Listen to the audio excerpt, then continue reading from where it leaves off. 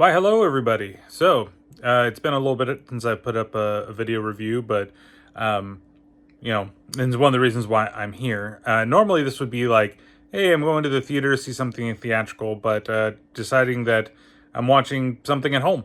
Today I'm going to watch Stop Motion, which is a movie that I was really interested in seeing. I don't really know what to expect. I hear that it's pretty good, and I also I like the theme of it, and I really like the fact that there is stop motion involved.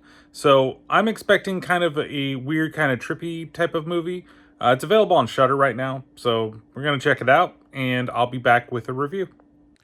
Hey, what's up, everybody, and welcome to the non-spoiler section review for Stop Motion. And I know this is one of those movies where I'm a little bit late to, but I finally got a chance to see it, and I know a little late, like I said, but um, this movie is really good. I really enjoyed this movie. Again, I know I'm late to the party, and I'm talking about this now way past the point that it's released, but I decided to watch it today just because, I was gonna have breakfast, and I was like, you know what? I think it's available on Shudder, and I've been really wanting to see it. There's another movie that's available on Shudder that I'm probably gonna watch sometime this week. That also looks really interesting, but this caught my eye before because they're like it's a stop motion horror movie, and while that's true to an extent, it's not something like Mad God where it's completely stop motion, but that one, like, I really did feel like it could help from some dialogue. You don't need a terrible lot of dialogue. I mean, look at something like Wizards, where most of that it's no dialogue, right? Just for some parts of the movie. For major things like story, but I'm not saying that it terribly hurts that one as well, and that every movie is required to have dialogue in it. But like I'm just trying to make the point that it's not something like that where it's completely stop motion from start to finish. This just has moments of stop motion. They're used really well, and like the stop motion itself is pretty it's pretty beautiful, but at the same time, it definitely has this like raw feeling to it, and that's because of the way that the movie goes. So, if you don't know about the movie, it's about a young lady who works for her mother as an animator for her stop motion movies, and her mom's like this famous stop motion director, and she's got arthritis to the point that she can't move the object anymore, so she can't do the animation, so her daughter does it for her. And she's a little like she's trying to complete her last movie before she dies, and she's really like kind of hard on her daughter in the way, like especially towards the beginning of the movie. And then her mother suffers like a medical issue to the point that she's basically dead, but she's not really dead in the movie. And that's not really a spoiler because that's at the beginning of the movie and kind of sets where everything goes. And so she sets off to finish her mom's movie, but she decides to scrap it and do her own thing. And that's when everything kind of just goes downhill from there. Like the seedy world of the stop motion animator scene, like that type of thing. Overall, acting is very good in this movie. Like I said, the stop motion is great. I really enjoyed that. It did add an extra level to the film. There are some things that are kind of easy to figure out pretty early, just in general. I was not totally surprised with it, but at the same time, I was just kind of like, oh, okay. But the movie itself let me discover it. It never said it, which is something that I really liked. I honestly did. It's just like, yeah, okay, I'm very obvious about this, right? And I'll explain it in the spoiler section. But it's very, very obvious. But it doesn't, like I said, I really like it when movies don't spell things out. Like, I know it's just contradictory to myself just a second ago. Like, in general, I do love it when a movie does not contradict itself, right? Or not necessarily contradict itself. I'm contradicting myself. I really like it when a movie doesn't have to explain everything with words. It can explain things with images. And I know, again, the whole thing with Mad God, I get it. But that thing didn't do a good enough job of telling the entire story. Like, they were just these cool vignettes with some cool imagery, and there's an idea behind it, and I kind of got it, but not completely got it. Right? I had to literally go out and look for people to explain it to me once I had finished watching it to just like have a better understanding of it. Where when it comes to this film, you know, it's it's obvious to what's going on, but again, like it's not really explained until really towards the end of the movie, but then it just doesn't outright say it. Maybe that's what I'm trying to say, is that I hate it when a movie just like feels like your audience is stupid and we have to tell you that this is going on. Oh, that the killer is really calling it from the house because the killer has tapped into the phone lines. Like they're explaining exactly how the killer has done things, right? And here you don't really get that mode. You don't get that feeling of that. And you're just kind of like, oh, and you accept it, and the movie accepts that you know this and just kind of moves on with it. The ending is a little odd. I'm still kind of I have an idea in my mind of what the ending truly means, and it goes in some places. There are some scenes in this movie that I was very uncomfortable in watching because they included some things that always make me uncomfortable in horror movies, especially when it comes to gore.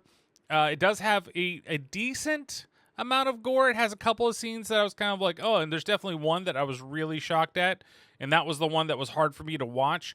And again, it's not like super gory. It's not like it's a 5 out of 5 on the gore scale. It's like a 3. But that one scene, because of what's going on and the type of gore that really does get to me. Again, I don't mind gore on a lot of things, but there are just some that is so visceral that I have a hard time watching it, or it's very like I get like sympathy pains when watching certain types of scenes. So, and that was one of them, and it was really effective. And it's just, like I said, I think it's just a very fun movie. It is a little artsy at times, right? If you're not totally into the artsy stuff, then maybe this movie isn't the type of movie for you. But I think that the artsy stuff outweighs like the way the story moves and the way that the scenes capture you and the way the stop motion works and how it's incorporated into the film and all the kind of creepy, crazy things that go on in the film.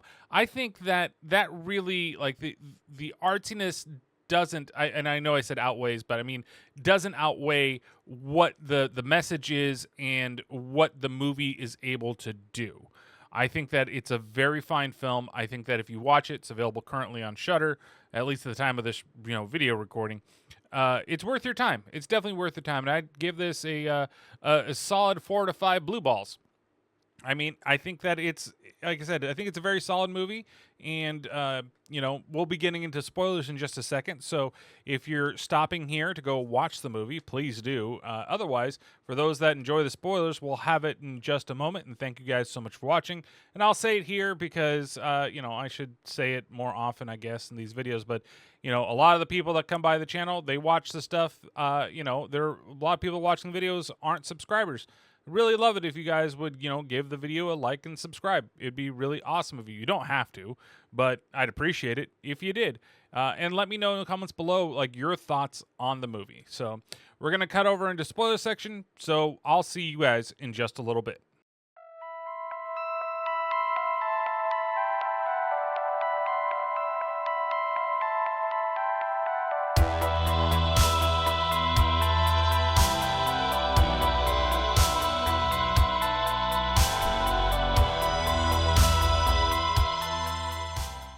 Hey everybody, and welcome to the spoiler section of this review. And I don't know how long this is going to be, just because like thinking in the back of my head and going through it, and this is more again of a live reaction to everything after I've watched the movie, rather than I'm sitting here writing a script, doing all that fun stuff like some people do, and making it all special and flashy and everything like that. But hey, this is how I do things over here with the podcast and with this. But it's so the story itself, I think, is, like I said, I think it's very interesting. I'm still at a miss for the ending of the movie because, like, while I think everything is relatively well explained through the motions of the movie, I don't know if the ending has that same type of explanation that I got out of it. I'm still trying to figure out. I have a feeling of what it might be, but at the same time, it's, so there's one line in the movie that she says where she's like, she gets writer's block because, so her mom, to go through, I think, relatively quickly for the beginning of the movie, basically, she works underneath her mom. Her mom, like I said, has arthritis, and her mom is very demanding, and she goes out one night after like her mom basically she's working on the film, and her mom's just like and you know, she's a very hard slave driver because she has this vision in her head of what it is, but she's not the one that can move this stuff. So even though her daughter is doing these things, you know, moving 1 millimeter, 0.5 millimeters, 2 millimeters, like that type of like instruction, because it's stop motion. Everybody knows with stop motion, you frame the scene, you picture it, you know, snap a picture, and then you move it. It's just the same thing like regular animation, but it's, you know, it's more live action, I guess you could say. And so it's very painstaking and to be intricate, and the mom just wants to finish it before she dies, right? So she goes out for a night, hangs out with her boyfriend, has to sneak back in the house before, you know, her mom wakes up, and because she's out all night and she gets up and she's kind of grumpy, you know. And it's funny because the scene before, like, she cooks her mom dinner, and then she cuts up the food for her because her mom can't really do anything about it. And then when she comes back the next, and it's like she's more, I want to say, like, she's upset by the fact that she can't have a normal life. That's what it feels like in that situation, because she like goes out and then she has to be there to do this work, and her boyfriend's really like, you know, you can go ahead and go without a day and doing this, but she's like, oh, I have to work, I can't stay here, I have to be home before my mom wakes up. Or but she says before she, right, acting like that's like her, more of like her boss than anything else instead of her mother. And that really, I think that relationship really kind of sets forward what everything, how everything's going to travel on the rest of the movie, because the movie itself is like, it's kind of an allegory for her trying to be her own independent person. And like I said, the line in the movie when, because she meets, I have to go through other parts of the thing. She meets a little girl that when she, you know, her mother suffers some type of medical thing, whether it's a stroke or whatever it possibly be, you know, after she's yelling at her, and then it's like the lights in the house all of a sudden go out, but I think it's actually her snapping and possibly her attacking her mother, right? Because as we get towards the end of the film, that's kind of what she does as well. She snaps, and she's constantly snapping in this movie in different ways, in different shapes, and different forms. And it's kind of all displayed through the story she's trying to tell in this new film that she's going to be doing. Because her mom is just so, like, beating down on her when she comes back the next morning and she makes her food, but she doesn't cut up the mom's food. And she makes something, and I was like, and the first thing on my mind, I was like, what the fuck is that? Because she makes this, like, I think it's a fish, like this gray thing, and just throw. She makes this really well done steak. Not well done, but I mean cooked really well. It's nice and pink in the center, you know, medium rare, very, very good. Nice and juicy and flavorful and everything like that. Not burnt to a fucking hockey crisp if you're trying to do it well done or more. And so, you know, when she makes her breakfast and whatever the fuck this gray thing is that she feeds her, she doesn't bother to cut it up at all, and her mom has to like struggle trying to get the knife, and she's literally like trying to grab it like this because she can barely move her hands because the arthritis is so bad. And then she grabs it, and then she kind of says fuck it and takes the fork and then starts like just chomping on it. And then she recognizes that her daughter's a little grumpy. No, you're grumpy this morning, like, is everything okay? And she's like, everything's fine.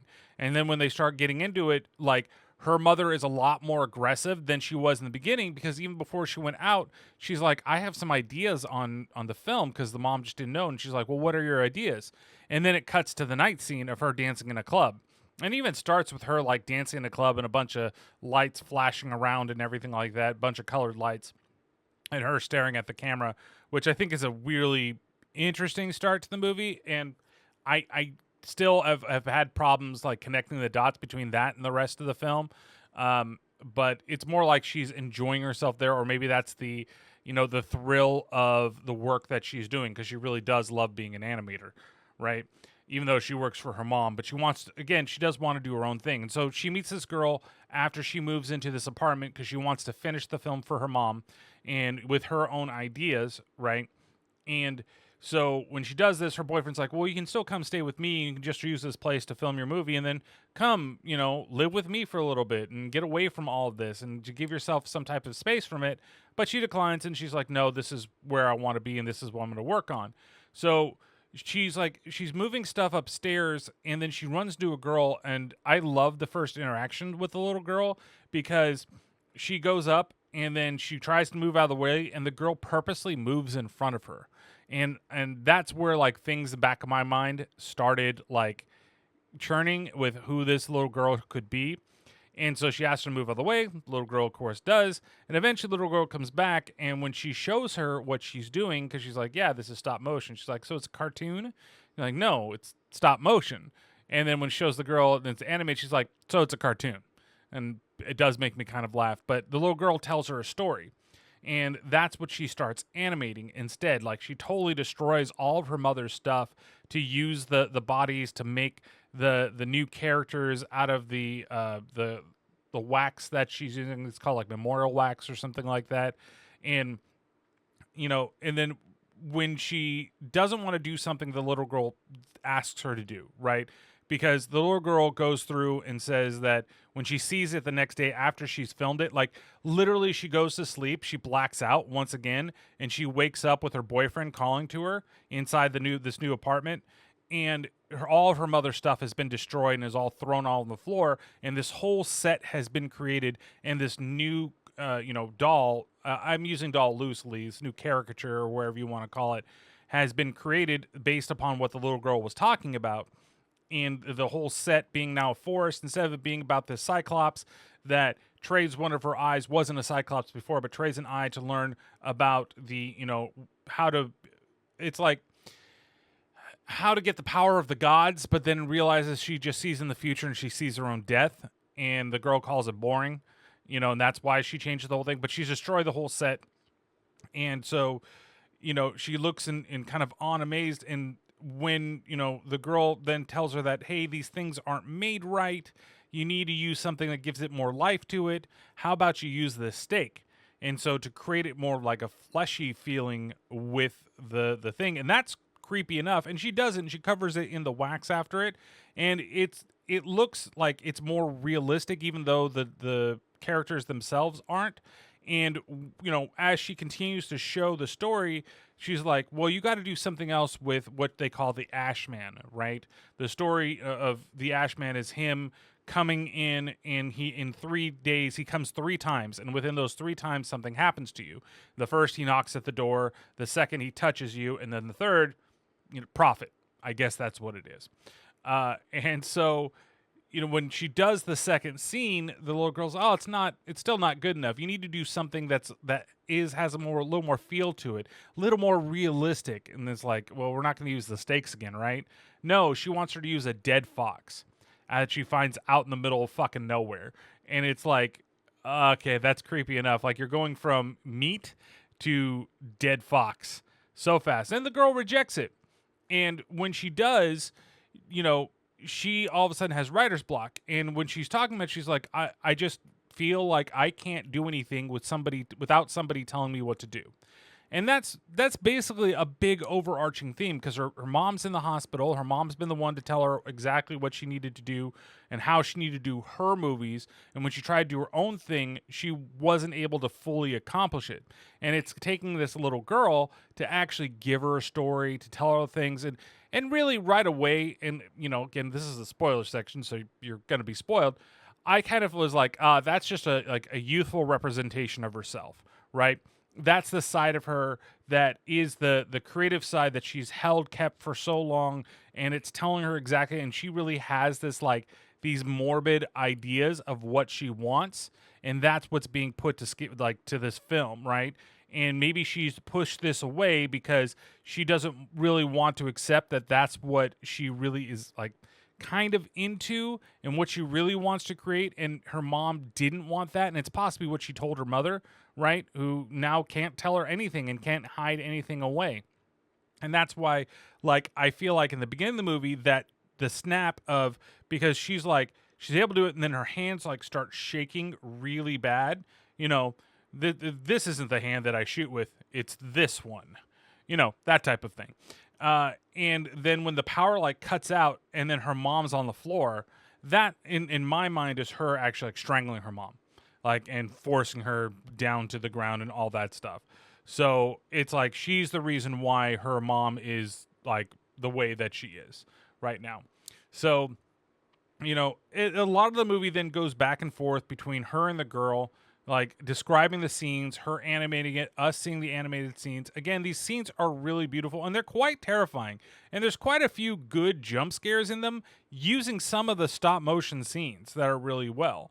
You know, and it really comes down to like, so she has this, like, I can't figure out what's going on. I don't know how to complete my movie. And so she goes and sees her boyfriend's sister, who's also in the world of stop animation. Like, there's this whole underground world of stop animation that I've never heard about before, where they go out and hang out in clubs and do LSD and watch random stop motion movies on walls while big techno EDM music is playing in the background.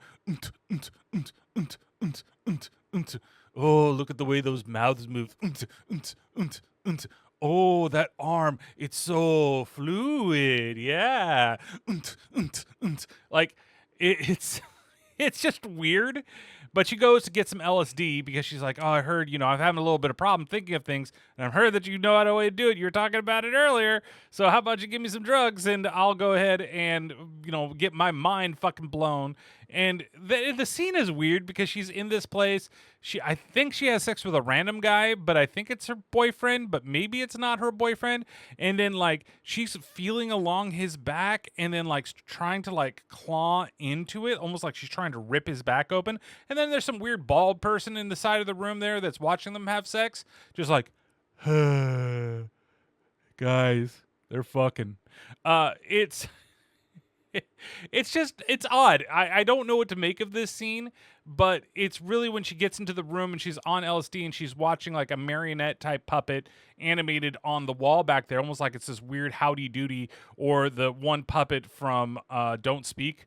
I think, is it Don't Speak? I don't remember, whatever that James Wan movie is where you got the puppet that's really controlling everything. Spoiler alert for that movie too. I don't know why I can't remember the name of that movie, but it's just weird, right? In the way that it is, and the way that it's set up back there. So she's having this trip, and then she goes back to her apartment, and she goes and she starts like trying to figure out what she's going to do, and she decides to go into the forest and go dig up the dead fox, or not dig it up, but go get it and then make it into the ash man that she had created earlier, to the little girl's chagrin, with everything that's there.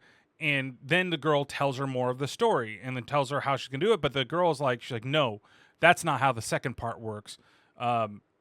She's like, no, instead on this night the girl escapes.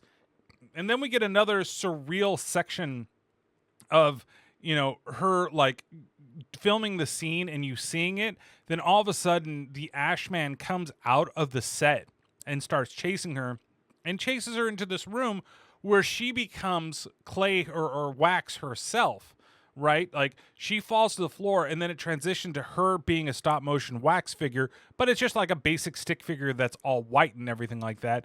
And she tries to crawl out of the way. She crawls into a hole, then sees another hole, which leads into this satin box that looks like it's the inner linings of a coffin to me. And she's trying to crawl into it, but the Ashman stops her, touches her, and shoves some weird blue orb thing into her mouth. It's one of those scenes that is very artsy and surreal, but very disturbing and really well done. I really enjoyed this section, and it's kind of like her giving into her madness even more. And because her mother died, and that was kind of like the rock that was holding her, and she's not allowing her boyfriend to be the same type of rock or anybody else around her, and she thinks that she has to do this herself to kind of break the shackles of what her mom was in terms of being an artist, and maybe she doesn't feel like she's up to that level. She's only like, she can't create necessarily, and this is a way that she's showing, I can create, I can do this, but she's struggling with it and keeping the dark side of everything in. So she wakes up the next morning from this in the hospital, like no recollection of exactly what's going on. And one of the things that I kind of forgot to go through for a second, but before like we get this sequence, there's actually like a section where we find out that she never took the LSD, right? She just filmed the second scene, and then we actually get to see the stuff that's going on there, what exactly she filmed, and that she's got the LSD in her pocket and she just kind of threw it away. She throws it towards her boyfriend, who comes and visit her in her apartment the next morning, and she decides that she doesn't really want to do it. And so it's kind of like a relax and retreat for her at the same time. Like, maybe this is getting to me too much. Maybe I shouldn't finish this.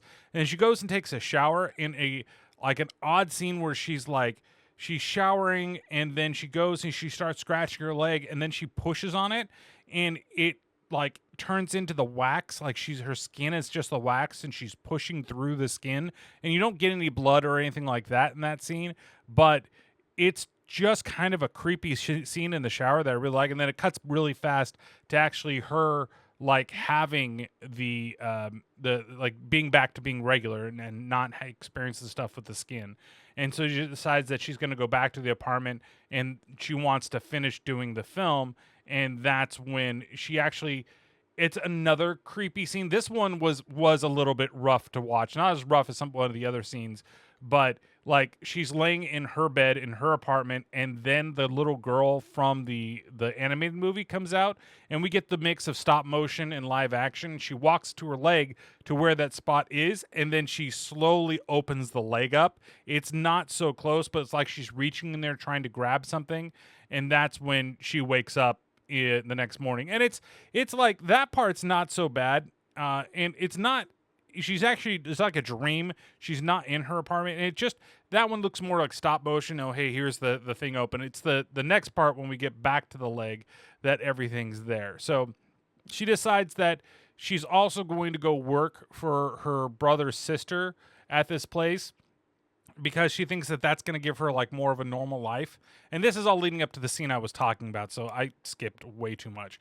And you constantly are seeing the little girl too, the little girl that she's been talking to, all over the place. So yeah, that's a part of her mind. That's where I'm saying that I really enjoy that the movie itself didn't straight up tell me, like, it didn't try to trick me into being like, hey, here's the little girl over here, and she's at this point, and she's at that point, or she's always around, and she's always talking to her, and everybody's just pretending like she's not even there. No, she's literally just popping up, popping in, popping out, popping in, popping out. And this is one of the few scenes where they're like, what are you looking at? And this is to give you that nod on the whole thing. And even she says, oh, it's nothing. Right? Like, it's not like she's, oh, that little girl that's over there. Like, nothing happens in terms of that, right? Which I definitely really enjoy in having it in this type of film. So she goes to work for her sister, and I guess her boyfriend's sister. I shouldn't say her sister. And she thinks that she's going to be animating, but instead the dude's like, yeah, I need a shit ton of eyes. You're just going to have to make a shit ton of eyes for me. That's what I need you to do. And she's like, but I'm an animator. That's what I was meant to do, and she's like, well, you're not going to be animating on this. You're just going to be doing this. And then that's where like, one of the guys in the background, he's like, oh my God, I've seen your work. It's absolutely amazing. You must be so proud to be working underneath your mother in terms of that, which I think causes her to snap again, because when she goes back out there, she sees that they're working on another type of film, and the set looks not as good as hers, but it looks exactly like what she was doing, where there's a little girl in the woods, and there's a bunch of shots from the stuff that she had shown the sister earlier in the movie. And so she snaps there too and starts breaking everything down. And this one, I would have been like, well, maybe it's a figment of her imagination, but it's one of those ones where everybody is actually there, right? And you have the sets built and all the stuff, but like, it's really fucked up. And that's where we get into what I was talking about. I mean, I skipped over a lot, other than she constantly is visiting her mother in the hospital too. And the one scene that's right before her mother officially dies in the movie, I mean, she's basically dead in the beginning of the movie. I just consider her to be dead at that point, because she's not really a part of it. But she goes and she's sitting in the hospital with her mom, and she's moving her hand slowly but surely into different positions, and then taking photos on her iPhone that's there. And what's odd too, I will say, because in my mind, she definitely is the villain of this movie, and she has Apple products. It's very odd. Usually that doesn't happen, but I bet you they put it in such a way, well, she's having a mental breakdown, because normally if anything is Apple, you never see it with the bad guys. And here, I would say that she's the villain of the film, especially the way that the movie ends. So she goes back, she films the stuff, and that's where she does the experience stuff with the Ashman that I talked about earlier. Man, I skipped a ton of shit when I was going through. So she's in the hospital. Her boyfriend basically tells her, look, I'm going to throw everything out of your apartment. Because they also have an argument, too, at one point where he tells her to fuck off because she's like, you're not a musician. You're just a guy that wears a suit and moves things around. Like, you're not actually making music. You're the business of music, which is like what her sister is. She's not doing animation. She's the business of animation, right? And then he's like, what, you think you're some fucking artist because you barely move things arms around and you can't even do something on your own? And then that's where, they kind of reconcile with each other for a moment, but not really, right? As we get towards the end of the movie. So we have the big scene where the Ashman comes in and the Ashman does Ashman things, and then she's been put into the hospital at that point because it's cool. Like, I love the way everything transitions because you have the stop motion stuff, the girl in the little room that's there, and then the guy knocking on the door, and then the Ashman looking at her, and then just the animation of it busting through the table and coming into her world is pretty amazing. And it's creepy. It's perfect because the Ashman itself looks very, very creepy. And so when she gets up, when she falls from the Ashman, that's what I was getting to. When she falls from him, like her legs crumble like they are made of wax. And it's a very, like I said, it's very visceral. It's not bloody, but you just watch the legs like twist and turn and then like crumple as she crumples onto the floor. So, after the whole experience, she's in the hospital and her boyfriend basically says that, look, you need to stop this and we need to get help. I'm going to go to your apartment. I'm throwing away everything because it's ruining you. Like, this whole experience is causing you nothing but grief and problems. And he's kind of seeing that she's she's exerting herself to live up to her mother's legacy. And maybe she can't do that, right? And even herself, she thinks so. And so she's like, no, don't go destroy it. Look, I'll get rid of it. And he says, okay, that's fine, as long as it's both of us that go there and do it. So while she's there in the hospital, she decides that, you know what, I'm going to fucking leave and I'm going to fucking take care of it. So she gets out of the bed, escapes the hospital, goes back to her apartment, and when she goes in there, the little girl is sitting, on the sofa there and basically like antagonizing her.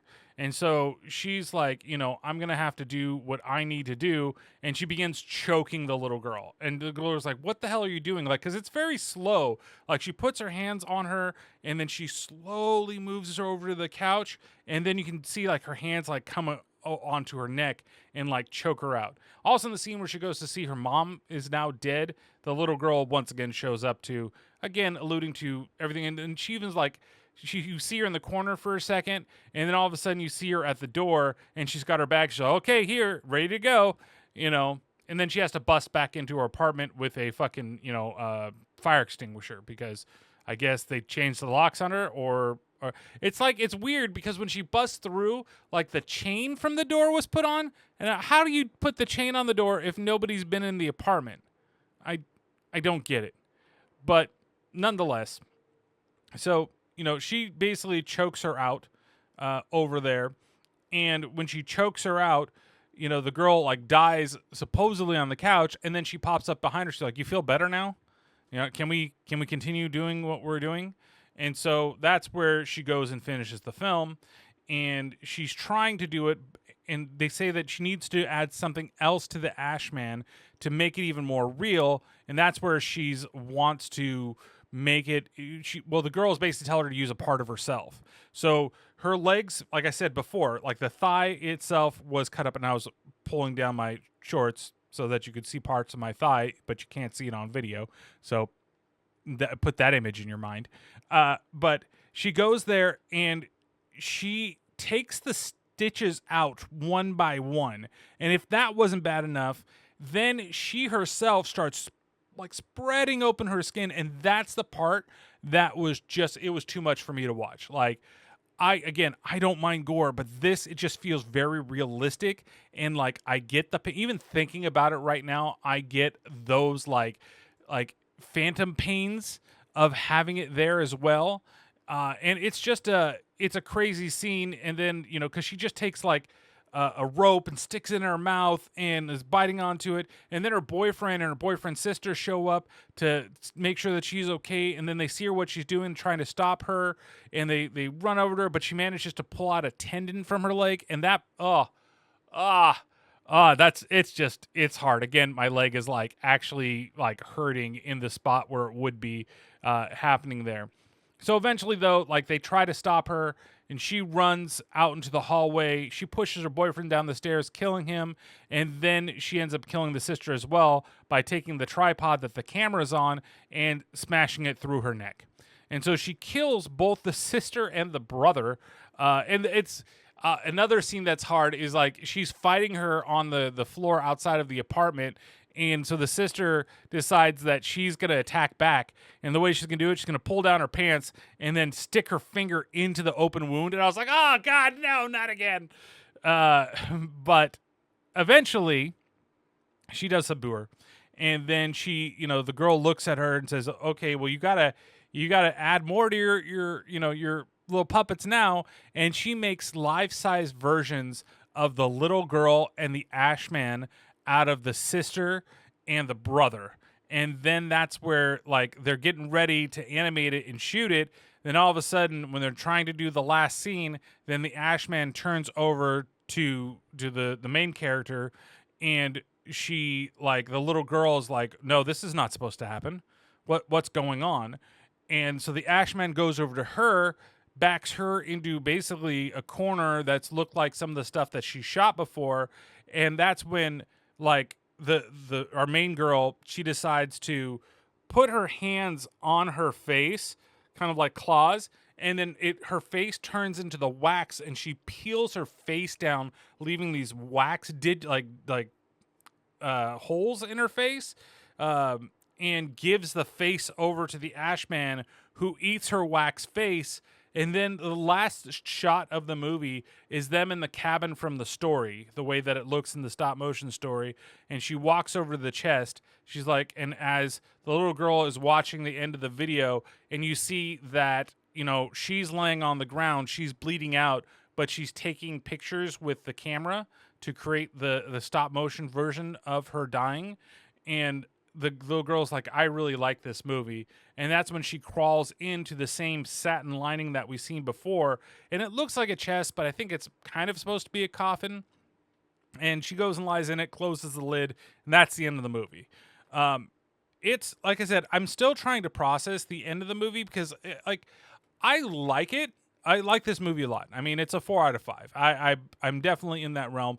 But I think the ending is just a little bit open-ended. I know that a lot of the movie, I think, is her dealing with herself and the fact that she doesn't believe that she's ever going to live up to the legacy that her mother put forward, and that she just doesn't believe that she's good enough, that she tries to put down these ideas because she's only done what other people want her to do, and maybe her ideas are just a little too far out there.